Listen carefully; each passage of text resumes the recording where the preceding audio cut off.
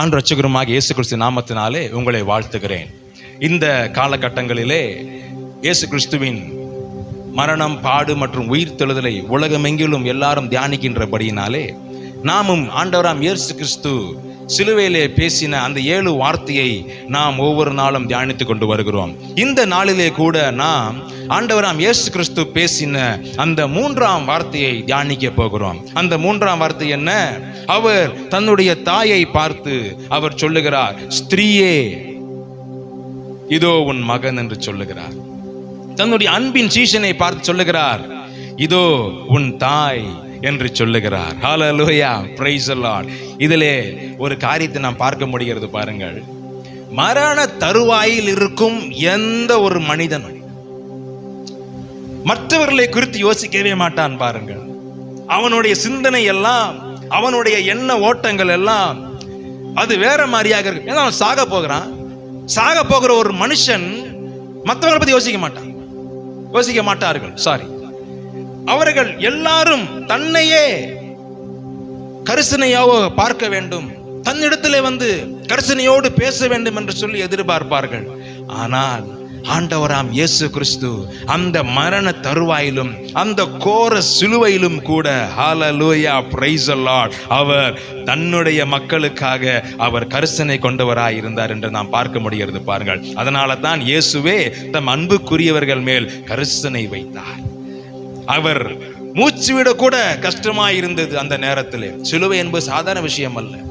ஒருவன் சிலுவை மரத்தில் தொங்கும் பொழுது அந்த சிலுவையில இருந்து அவர்கள் இப்படியாக அவர்களுடைய முழு உடலின் எடையும் அந்த வெயிட் எல்லாம் கீழே இழுக்கிறதுனால அவர்கள் கீழே தொங்கி விடுவார்கள். கீழே தொங்கி விடும் பொழுது மூச்சு விட முடியாது. மூச்சு முற்ற அந்த காரியம் மூச்சு கூட சரியா விட முடியாத ஒரு சூழ்நிலையிலே ஆண்டவராம் இயேசு கிறிஸ்து தன்னை குறித்து அல்ல, மற்றவர்களை குறித்து, தன்னுடைய அன்புக்குரியவர்களை குறித்து அவர் கரிசனைப்படுகிறார். மரியாளுக்கு 30 வருடத்துக்கு முன்பதாகவே இந்த காரியம் சொல்லப்பட்டது. எந்த காரியம் சொல்லப்பட்டது? சிமியோன் மூலமாக ஒரு பட்டயம் உன்னை உருவி போகும் என்று சொன்னார். அதாவது பட்டயம் என்று சொல்லும் பொழுது ஒரு பட்டயம் போல ஒரு காரியம் உன் மனதை உருவி போகும். இந்த சிலுவையின் காரியத்தை குறித்து அன்றே அவள் சொல்லப்பட்டது. அது மாத்திரமல்ல, மரியாள் இயேசுவுக்காக அநேக பாடுகளை சகித்திருந்தார்கள் பாருங்கள். ஆமென். பிறப்பின் நேரத்திலே அந்த வலியோடு அவர்கள் இருக்கும் நேரத்திலே கூட அவர்களுக்கு சத்திரத்திலே இடம் இல்லை. அந்த வலியிலே அவர்கள் அதை பொறுத்து கொண்டு இயேசுவுக்காக அந்த பாடுகளை அவர் அனுபவித்தார்கள். ஒரு இடத்துல வாசிக்கிற மரியாள் எந்த இடத்துலையும் கூட இந்த சூழ்நிலைக்காக அவர்கள் தேவனை குறை சொல்லவும் இல்லை, அல்லது எந்த ஒரு வார்த்தையும் எதிர்மறையான நெகட்டிவான வார்த்தைகளை பேசவே இல்லை பாருங்களேன். இன்னைக்கு நாம அப்படி இல்லையே. சின்ன ஒரு காரியம் வந்தா கூட டக்குன்னு, என்ன தேவன் எங்க இருக்கிறார், இல்லையா, அவர் கண் இல்லையா, அப்படி இப்படின்னு சொல்லி அல்லது மற்றவர்களை நாம் பேசி தீர்த்து விடுகிறோம் பாருங்க. ஆனால் மரியாள் இயேசுவுக்காக அப்படியாக பாடுபட்டார்கள். அது மாத்திரமல்ல, திருமணம் நிச்சயிக்கப்பட்டிருந்தது, திருமணம் ஆகவில்லை, அதற்கு முன்பதாகவே கர்ப்பமாகி விட்டார்கள். அப்படிப்பட்ட ஒரு பேச்சு மரியாள். இப்படிப்பட்ட பாடுகளை அனுபவித்துக் கொண்டிருந்த போதிலும் இப்பொழுது தன் கண் முன்னே தன்னுடைய மகன் சிலுவையிலே ஒரு குற்றவாளியை போல அடிக்கப்பட்டு தொங்கிக் கொண்டிருக்கிற சூழ்நிலையும் பார்க்க நேரிடுகிறது. அப்பொழுது இந்த பூமியில் தன்னை வளர்த்த அந்த அன்புக்குரிய மரியாளிடம் ஆண்டவர் இயேசு கிறிஸ்து சொல்லுகிறார், உனக்கு ஒரு ஏற்பாடை நான் செய்கிறேன், என்னிடத்திலே உனக்கு ஒரு மகனை நான் கொடுக்கிறேன் என்று சொல்லி, இனிமேல் நான் அல்ல, இதோ உன் மகன் என்று சொல்லி மரியாள் மேல் அவர் கரிசனையை வைக்கிறார். பின்பு அவர் யோவானை பார்த்து சொல்லுகிறார், அதோ உன் தாய். ஏன் அவர் யோவானை பார்த்து சொல்ல வேண்டும்? சிலுவையின் இடத்திலே யோவானை தவிர எந்த ஒரு சீஷனும் அங்கே நிற்கவில்லை என்று சொல்லி நாம் பார்க்கிறோம். எல்லாரும் சிதறி ஓடிவிட்டார்கள். யோவான் மாத்திரம் அங்கே நின்று கொண்டிருக்கிறான். ஏன் நின்று கொண்டிருக்கிறான்?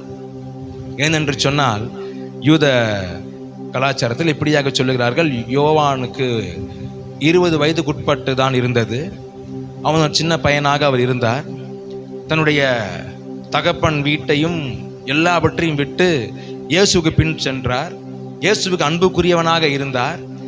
இப்பொழுது அந்த இயேசு கிறிஸ்து தன்னை விட்டு போகிறார்.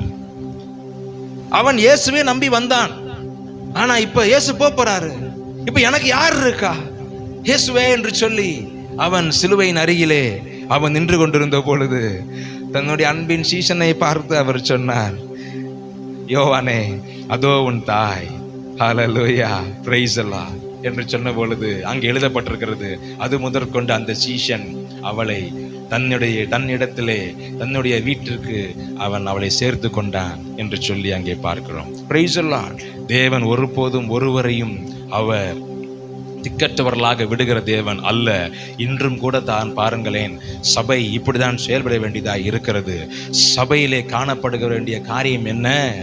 திக்கற்ற பிள்ளைகளையும் மற்றவர்களையும் நாம் நேசிக்கிறது மாத்திரமல்ல, அவர்களுக்கு சபையிலே மூத்தவர்கள் முதியவர்கள் தகப்பன்மார்களாகவும், முதிர்ந்த ஸ்திரீகள் அவர்களுக்கு தாய்மார்களாகவும், மற்றும் வாலிபர்களும் வாலிப பெண்களும் சகோதரிகளாகவும் ஒரு அருமையான ஒரு குடும்ப சூழலை இந்த சபையின் மூலமாக தேவன் உருவாக்கி வைத்திருக்கிறார். ஆகவே அதன் மூலமாக தேவன் சொல்லுகிறார், நீங்கள் யாரும் திக்கற்றவர்கள் அல்ல. ஆகவே சபையாகிய நீங்களும் நானும் இப்படிப்பட்ட ஜனங்களை நாம் ஒருபோதும் திக்கற்றவர்களாக விடாதபடிக்கு அவர் நம்மிடத்திலே சேர்த்து அவர்களை நாம் நம்முடைய குடும்பமாக பாவிக்க வேண்டும் என்று சொல்லி இந்த காரியத்தின் மூலமாக நாம் பார்க்கிறோம். தேவன் தாமே நம் மூலமாக பேசுவாராக. அப்படியாக தொடர்ந்து இந்த வார்த்தையின்படி நாம் செயல்படுவோம். தேவன் நம்மை ஆசீர்வதிக்கட்டும். ஆமென்.